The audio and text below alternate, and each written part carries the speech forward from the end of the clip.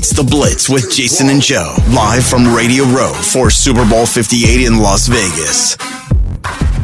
It is The Blitz here on 94.1 San Antonio Sports Star. He's Joe Reinagel. I'm Jason Minix. Our AA Best Bail Bonds Radio Row coverage brought to you by Southern Recipe Small Batch Pork Rinds and Synergenics. Brian Baldinger joining us now live. And Brian, man, so you're on camera right there. Mm-hmm. If you could sit down. I could do that, yeah. Yeah. I didn't know that's what I thought it was something else. But I know you've been sitting the whole time. And, I'll stand probably for a this better one view for right a little here, of this one. But, yeah, that camera was, How's everything, man? Everything's good, Jason. I mean, I'm enjoying myself. I do this annually. I enjoy all of it. Like, honestly, I could do this. I know what's coming, but I always look forward to it. I get the chance to see so many different people, and the energy at the Super Bowls is always, this is the biggest day. So this is the finish line for me, so this is a lot of fun.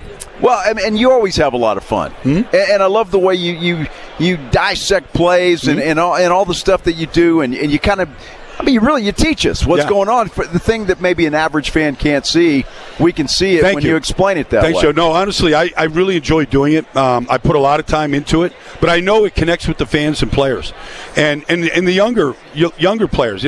Kids in high school and Pop Warner, they're watching, and so I'm just trying to give it to you a minute at a time, 2 minutes at a time. It could be strategy, it could be effort, it could be technique, it could be anything that just sort of catches my eye, and so I try to. Literally, this is the hard part because it's not work, but I try to represent all 32 teams the same. Yeah. Some teams are a little bit more fun to go in there and kind of really examine. Some players kind of, get my attention a little bit more, but overall, I honestly try to represent all 32.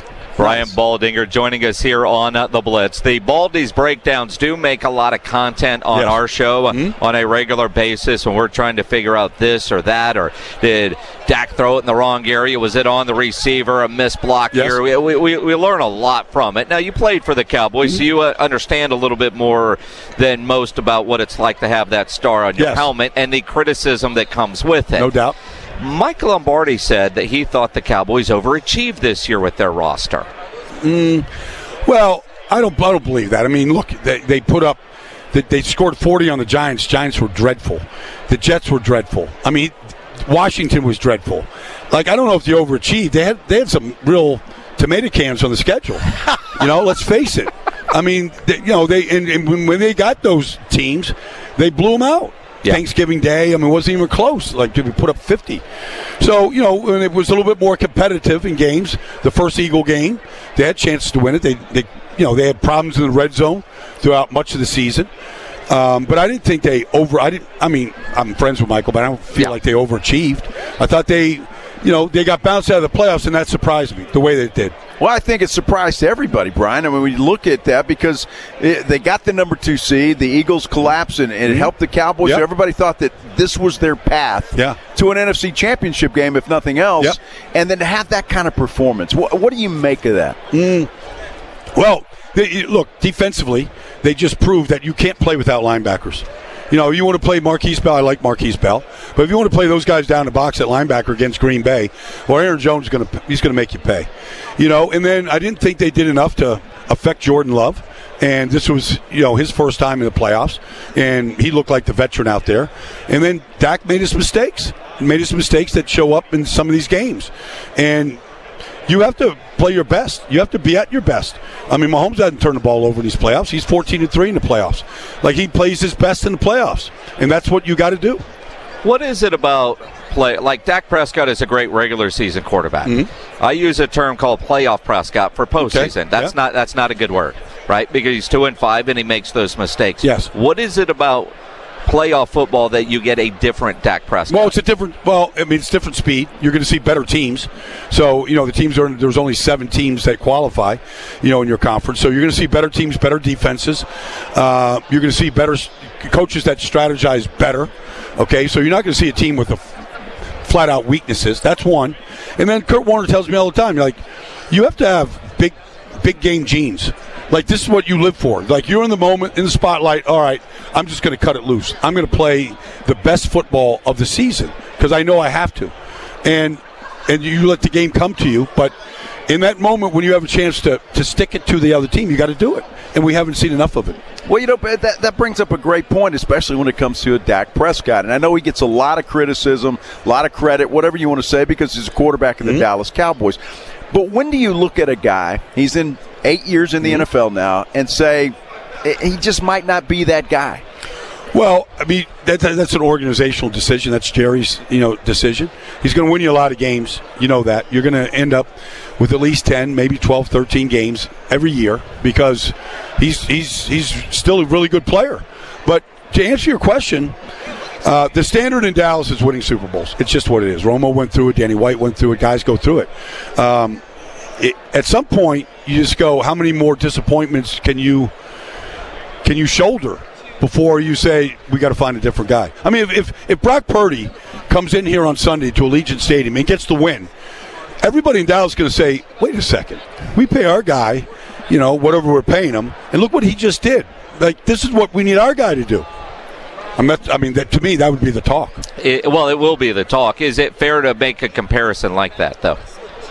Well, the comparison could go further. Well, San Francisco's a better team.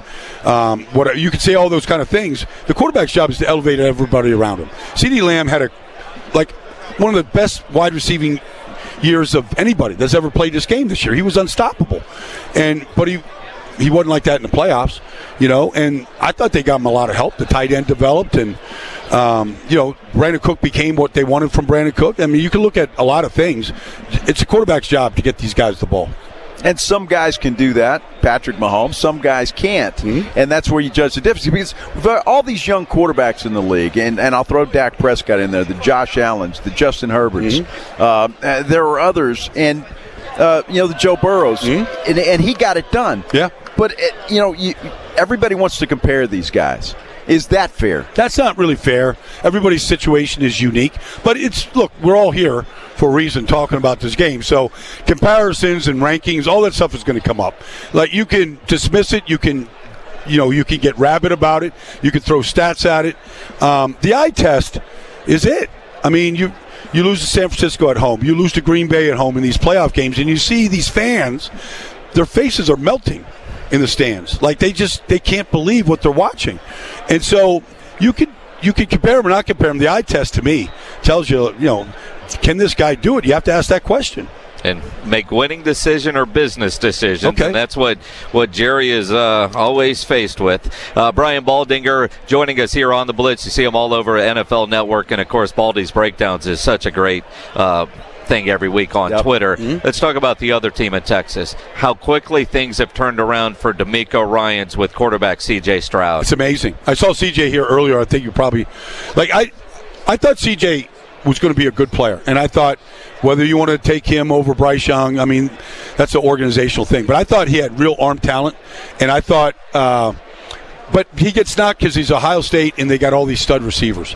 So you didn't really look closely to his ability to read a progression, the ability to make stick throws. And then you saw him, Nico Collins was on that roster for 2 years and did nothing. Became a bona fide number one. Tank Dell comes in and he electrifies the stadium. They get your tight end and Dalton goes down there and lights it up. And this guy's just making one great decision after another. And you got to give a lot of credit to Bobby Slowick, the offensive coordinator, and kind of how they game planned. But make no mistake, we need great young quarterbacks. We just do. The league is built on them. And to see CJ come in and play at that level, we're a better league because of it. Brian, talking about C.J. Stroud, I've got to ask you this question because I've seen it happen before. A guy comes in, has a great rookie year, and then defensive coordinators are pretty smart guys. And they adjust, and it's the great ones that can deal with that. And C.J. Stroud's going to face that next year. Yeah, no doubt. And then, does he have a sophomore slump? Does he, improve upon it? Does he get better with all the experience that he's gaining? Do they do a good job this offseason of building and continue to build around him, whether it's running back, better offensive lineman, whatever, a couple more impactful defensive players? Like, if they continue to build around him, I'd be surprised if we see a slump. Going to be interesting. Who do you think is going to hoist the trophy on Sunday? I mean, Mahomes is pretty good at practicing that. I just can't go against him. Can San Francisco win? Absolutely. But I think Kansas City defensively has carried this team all year, and I think they're I think they're going to show up and play well on Sunday too. Going to be a great game. It's going to be a great I hope game. so. Yeah, I hope so. Brian Baldinger joining us here on the Blitz on behalf of our friends at Synergenics. And, we talk about all the different numbers for the games. And yes. Synergenics, you certainly want to know those numbers. Well, that number is your testosterone number. And so I don't know, I can't speak for everybody at the table here, but I'm not quite the same man I was 10 or 20 years ago.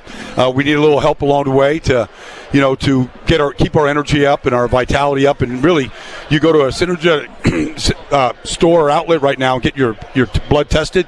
They can find your score immediately, and then you can make the right adjustments to get yourself back to where you need to be. FixMyLowT.com is the website for that. Yeah, I mean, a lot of guys though are, it's kind of they've been ashamed to do that, right? I'm not a man, but is that changing a little bit? No, I think we have to come to realize that we have science working in our favor right now, and it's really. I mean, there's nothing to be ashamed of. I mean, I just think that I want to have the same energy about this game in my life and my lifestyle as I had when I was 30. And it's been able to do that for me. Excellent. Good stuff. Brian Baldinger, always fun catching up with you, my friend. Thank you. Thanks, guys. Thanks for having me. Appreciate it. Brian Baldinger Good chat. Joining us here on Radio Row. AA Best Bail Bonds. Big game coverage live from Las Vegas. Powered by Southern Recipe Small Batch Pork Rinds. Synergenics. And 94.1 San Antonio Sports Star.